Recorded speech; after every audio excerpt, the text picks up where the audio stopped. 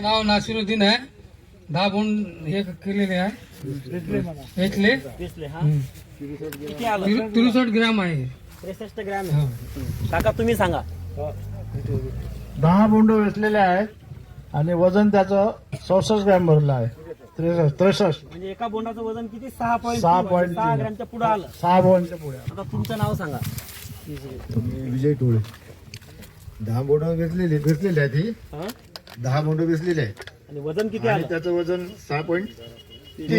6.3 आलं. तीन म्हणजे आलं. सरासरी 6 ग्रॅमच्या पुढं आलं. आता शेतकरी बंधूंनो एक महत्वाचा विषय तुम्हाला सांगतो. आपल्या भागामध्ये जे वाहनं तुम्ही लागवड कर, आता असं गृहीत धरा की एका झाडावर 25 बोंड तयार आहेत. आपल्या झाडावर विजेतामध्ये बी 25 आहे आणि दुसऱ्यामध्ये पण 25च आहे. सारखंच खत आहे, सगळं सारखं आहे. बोंड बी 25 आहेत. पण एका बोंडामागं जर 1 ग्रॅमचा फरक पडला तर किती ग्रॅम कापसाचा फरक पडतो? 25 ग्रॅम म्हणजे अर्धी छटाक. आपल्याला ते अर्धी छटाक आज लय कमी वाटतं है ना. पण एका एकरात आपण पॅकेट किती लावू लागलो सध्या? 3 बॅग. म्हणजे सरासरी एका पॅकेटमध्ये 4.5 ते 5,000 बिया राहतात.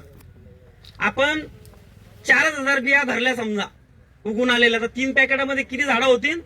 साधारण 12,000 झाडं. एका झाडावर 25 ग्रॅम कापूस वाढतोय आपला 1 ग्रॅम वजनामुळं. अजून 2,000 झाडं काढून टाका. 10,000 झाडामध्ये किती कापूस वाढल? किती वाढल?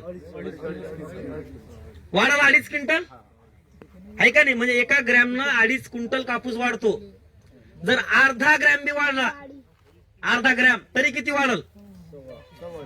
1.25 क्विंटल. 1.25 क्विंटलचे आज पैसे 10,000. बरोबर. एक विषय 7,000चा भाव पकडू. 1.25 क्विंटल कापसाचे म्हणले मी. 1.25 क्विंटल कापसाचे. म्हणजे सांगायचं तात्पर्य माझं असं आहे की अर्धा ग्रॅम जरी वजन शिल्लक कधी आपण कापसाला पांढरं सोनं म्हणत होतो पहिले है ना.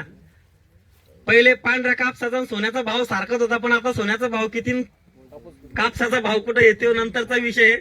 पण तरी पण आपण जर उत्पन्नाच्या दृष्टीने जर कधी पाहिलं तर आपल्याला या छोट्या छोट्या बारीक बारीक गोष्टी विचारात घेणं गरजेचे आहेत.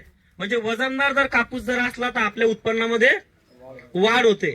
शेवटी मी एवढंच तुम्हाला सांगेल की विजेता कापसामध्ये वजन बी चांगलंच आहे, वेचायला बी सोपं आहे, त्याच्यानंतर कमी फवारणीमध्ये बी येतो.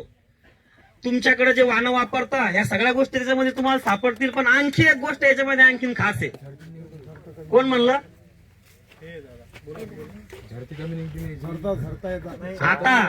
आता तुम्हाला सांगतो बा, ह्या